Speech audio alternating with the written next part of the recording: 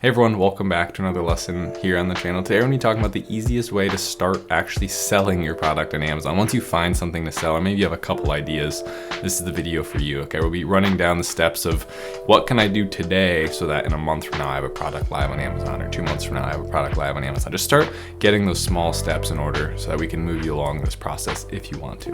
That sounds like something you'd be interested in watching. Be sure to stick around to the end. Be sure to like and subscribe if you happen to be new, but without further ado, let's just get right into it.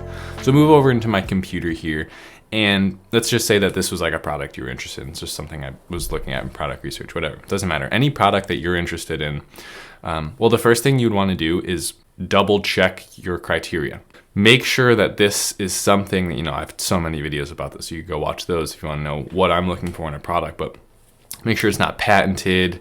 Make sure that you can sell. It's not a restricted product. Go to Amazon's restricted product, TOS. Make sure that there's sales of existing competitors, proof of concept. Make sure it's not such a flooded market that you can actually get into it. And then finally, make sure it's something you can keep in stock. So make sure this is something that were you to order 400 units or 500 units, it wouldn't crush your bank account. And if you had to order that much again before a payout came, it would be no problem. Because one of the biggest things that I've seen this year that's probably hurt me just with the opportunity cost standpoint is going out of stock. It sucks. It definitely does. So that's something, there's like 5 things that you want to keep in mind really quick, but I want to move past all the product research criteria because that's not really what this is about. You find a product. Well, the first thing you want to do is, start looking for it on Alibaba. Once you start finding good suppliers, 9-year verified gold suppliers, verified gold suppliers, kind of redundant. A verified supplier is more than a gold supplier. So start looking for suppliers that have your product, right? And then what you want to do is maybe get quotes from 2 or 3. And then finally, move over to getting a sample from at least 1 or 2. Getting a sample is probably one of those things that really starts making you feel like, okay, I'm getting somewhere. Okay, it's not just an idea anymore. I have the product in my hands. Here's what it looks like. Is this up to my standard? And one of the best ways to figure out if your product meets your standard or even the standard of the market is go order the best seller. Someone does $15,000, $14,000, $16,000 per month in your market. Go order that product and compare it to yours. What kind of packaging did it come in? How is the product itself? Does it feel more expensive than yours, or does it feel cheaper than yours? Those are all things that are coming into play. So get a sample. If you have an idea right now and you're watching this, maybe go reach out to suppliers and start getting samples. That's really one thing that will get you a little bit more excited about taking action. And it's a cheap thing to do. And most of the time, we can get under $100, you can have the product that you might potentially be selling in your hands. That's kind of motivating when it comes to your door. It's something small to get excited over, and it might just spark that momentum.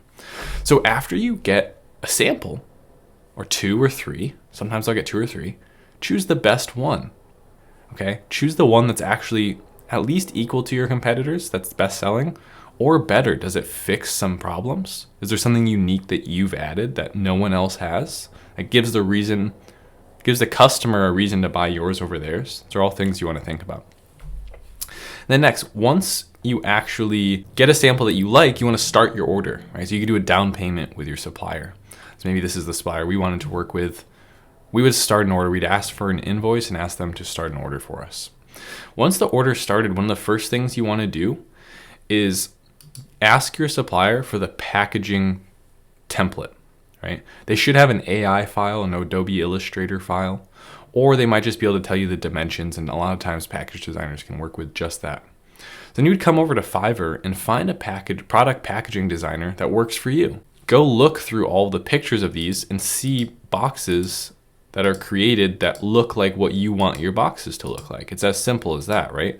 I mean, any one of these would probably be good, but you want to go through and see, is there something here that's resembling what I want my box to look like, what I envisioned in my head? Maybe you don't even have an idea. Some of my favorite ways to come up with box designs is just look at box designs that were already previously created. I kind of tend to like that style. But yeah, come just search on Fiverr. I mean, these are simple steps. Go search product packaging, right? Pick one that looks great.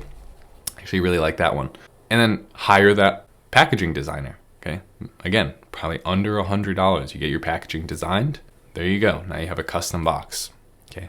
Now, of course, you have to work out packaging with your supplier. This is assuming that you've already let them know that you want packaging, or else you couldn't have worked this out. But yeah, that's something that I would not skip doing. My video yesterday was about how most new sellers mess this up, right? They go with this mentality of like, oh, I'm just gonna try something small. But with the mentality you're just gonna try something small, you don't put the energy into it that would have been necessary for that small project to actually work, right? I'm gonna cheap out on photos, I'm gonna cheap out on packaging. Well, then you're not gonna get the results that you want. Okay, so after this, the next obvious step is send a sample directly to a photographer. While your supplier is producing your units, have either them ship a product from China directly to your photographer, depending on where they are, or if your sample is still in good shape, just send your sample directly to your photographer that you choose. Photography usually ranges from probably $200 to about $500. So again, you want to factor that in. You want to have high quality photography. Consider that when you're starting to think about launching something. Maybe you want to launch something that's a little less expensive. Maybe if you have $4,000 or $5,000, you don't want to launch something that's $12 a unit, just right on the brink of your budget, because all these things start to add up.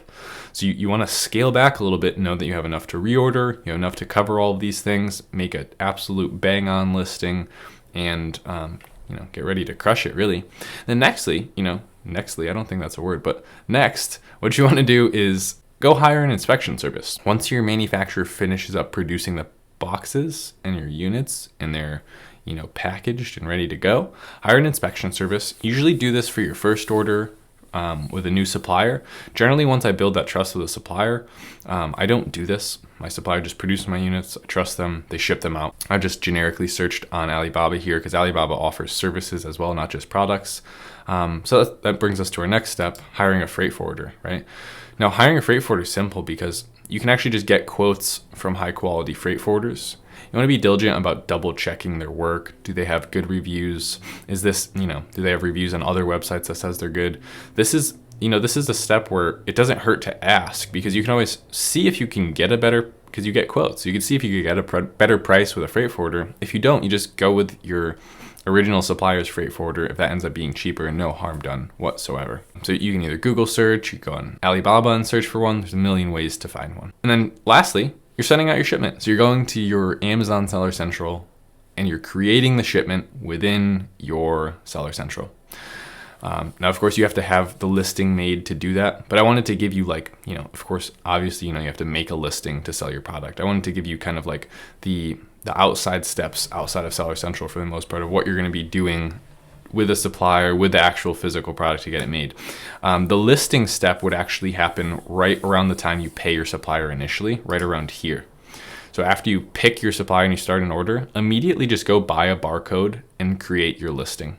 Okay. You can create a bare bones listing that's unoptimized just to get your FN SKU that needs to be printed on all of the products. But yeah, that's pretty much it, right? There's really not, when you lay it out like this into just a few tabs, it seems less daunting. And that's really what I'm all about here. So if you enjoyed today's video, be sure to like down below. Let me know you enjoyed it. If you didn't, leave a dislike. And that's gonna do it for today's video. Just wanted to maybe give you some momentum, right? If I could even spark a couple people to go, yeah, you know what, I'm gonna order a sample of that thing. I've been overthinking this. I know that I could come in with a better product. I know that I could bundle this with something that's in the frequently bought together. No one's done it yet. I know I can improve it. I'm gonna get a sample. I'm gonna try this out. So yeah, that's gonna do it for today's video. Thanks so much for sticking around. I'm glad to have you here, and I'll see you on the next video. Thanks so much. Later.